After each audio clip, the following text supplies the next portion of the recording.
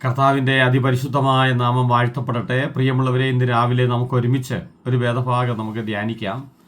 വിശുദ്ധ യോഹന്നാൻ എഴുതിയ സുവിശേഷം 4-ാം അധ്യായം അതിൻ്റെ 50-ാമത്തെ തിരുവചനം. അവിടെ നമ്മൾ ഇങ്ങനെയാണ് വായിക്കുന്നത്: യേശു അവനോട്, പൊയ്ക്കൊള്ളുക, നിന്റെ മകൻ ജീവിച്ചിരിക്കുന്നു എന്ന് പറഞ്ഞു. യേശു പറഞ്ഞ വാക്ക് വിശ്വസിച്ച് ആ മനുഷ്യൻ പോയി. പ്രിയമുള്ളവരെ, യേശു ഒരു രാജഭൃത്യൻ യേശു കർത്താവിൻ്റെ അടുത്ത് വരുമ്പോൾ, രാജഭൃത്യൻ്റെ മകൻ സുഖമില്ലാതെ യേശു ഇരിക്കുന്ന അവസ്ഥയിലാണ് യേശു കർത്താവിൻ്റെ അടുത്ത് വന്നത്. യേശു കർത്താവിനെ വീട്ടിൽ കൂട്ടിക്കൊണ്ടു പോകാനാണ് വന്നത്. ഉടനെ യേശു കർത്താവ് പറയാ, പൊയ്ക്കൊള്ളുക, നിന്റെ മകൻ ജീവിച്ചിരിക്കുന്നു. ആ വാക്ക് ഈ രാജഭൃത്യൻ വിശ്വസിച്ചു. യേശുവിനെ കൂട്ടിക്കൊണ്ടു പോകണം, യേശുവിനെ കൊണ്ട് ആ മോനു വേണ്ടി പ്രാർത്ഥിപ്പിക്കണം എന്നൊക്കെയുള്ള വലിയ ആഗ്രഹത്തോടെ വന്നതായിരുന്നു. പക്ഷേ യേശു കർത്താവ് അവരുടെ കൂടെ പോകുന്നില്ല.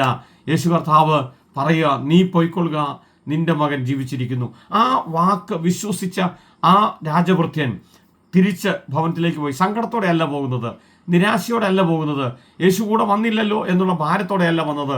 പക്ഷെ പോകുന്നത്, യേശു എന്നെ പറഞ്ഞയച്ചിരിക്കുന്നു, യേശു കർത്താവ് എൻ്റെ മകനെ സൗഖ്യമാക്കിയിരിക്കുന്നു എന്ന് വിശ്വസിച്ചു. ആ വാക്ക് വിശ്വസിച്ചിട്ടാണ് ഈ രാജഭൃത്യൻ തിരിച്ചു പോകുന്നത്. ഇന്ന് രാവിലെ ഞാൻ നിങ്ങളോട് പറയട്ടെ പ്രിയമുള്ളവരെ, യേശു കർത്താവിൻ്റെ ഒരു വാക്ക് നിന്റെ ജീവിതത്തെ മാറ്റാൻ കഴിയും. യേശു കർത്താവിൽ വിശ്വസിക്കുന്നുണ്ടെങ്കിൽ കർത്താവിൻ്റെ ഒരു വാക്കിന് നിന്റെ ജീവിതത്തെ അത്ഭുതമാക്കാൻ കഴിയും. ആർക്കും വിടുവിക്കാൻ പറ്റാത്തത്, ആർക്കും സൗഖ്യമാക്കാൻ പറ്റാത്തത്, ആർക്കും മാറ്റിത്തരാൻ പറ്റാത്തത് ഇന്ന് രാവിലെ യേശു കർത്താവ് പറയുക, വിശ്വസിക്കുക മാത്രം ചെയ്യുക, നിന്റെ മകൻ സൗഖ്യമാകും, നിന്റെ ബിസിനസ് അനുഗ്രഹിക്കപ്പെടും, നിന്റെ ജോലി അനുഗ്രഹിക്കപ്പെടും, നിനക്ക് ആരോഗ്യമുണ്ടാകും, നിന്റെ എല്ലാ വഴികളിലും കർത്താവിൻ്റെ സാന്നിധ്യം ഉണ്ടാകും. കർത്താവ് നിന്നെ അനുഗ്രഹിക്കാൻ ആഗ്രഹിക്കുന്നു, കർത്താവ് നിന്നെ രക്ഷിക്കാൻ ആഗ്രഹിക്കുന്നു.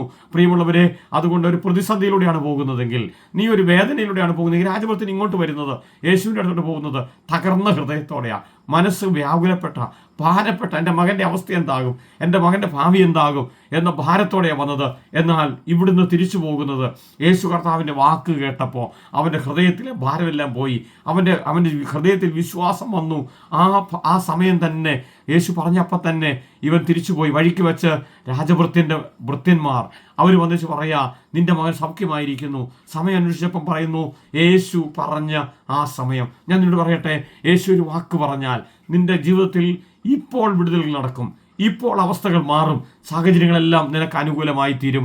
അതുകൊണ്ട് കർത്താവിൻ്റെ വാക്ക് വിശ്വസിക്കാം. കർത്താവിൻ്റെ വാക്കാണ് നമുക്ക് തന്നിരിക്കുന്ന എഴുതപ്പെട്ട വചനം. ആ വചനം വിശ്വസിക്കാൻ ഇന്ന് പകൽ നിങ്ങൾ തയ്യാറാണെങ്കിൽ നിങ്ങളുടെ ജീവിതം ഇന്ന് പകൽ മാറും, അനുഗ്രഹിക്കപ്പെടും. കണ്ണുകൾ അടയ്ക്കാം, നമുക്ക് പ്രാർത്ഥിക്കാം. ഞങ്ങളുടെ പ്രിയ പിതാവേ, അങ്ങയുടെ വാക്ക് ഞങ്ങൾക്ക് വിശ്വസിക്കാൻ, കർത്താവെ അങ്ങയുടെ വചനം ഞങ്ങൾക്ക് വിശ്വസിക്കാൻ ഞങ്ങളുടെ ഹൃദയത്തെ കർത്താവ് തുറക്കണമേ. കർത്താവെ, ഞങ്ങൾ വിശ്വസിച്ച് കർത്താവെ ആ അനുഗ്രഹം അനുഭവിക്കാൻ, കർത്താവിൻ്റെ വിടുതൽ അനുഭവിക്കാൻ ഞങ്ങളെല്ലാം കർത്താവ് സഹായിക്കണമെന്ന് ഞങ്ങൾ പ്രാർത്ഥിക്കുന്നു. കർത്താവ് അങ്ങനെ ചെയ്യുന്നതുകൊണ്ട് ഞങ്ങൾ നന്ദി പറയുന്നു. യേശുവിൻ്റെ നാമത്തിൽ തന്നെ, ആമേൻ. പ്രിയമുള്ളവരെ, ഇന്ന് പകലും നമുക്ക് കർത്താവിൻ്റെ വചനത്തിൽ വിശ്വസിക്കാം. കർത്താവിൻ്റെ വാക്ക് വിശ്വസിക്കുന്നവർക്ക് ഇന്ന് ഒരത്ഭുതം കാണാൻ കഴിയും.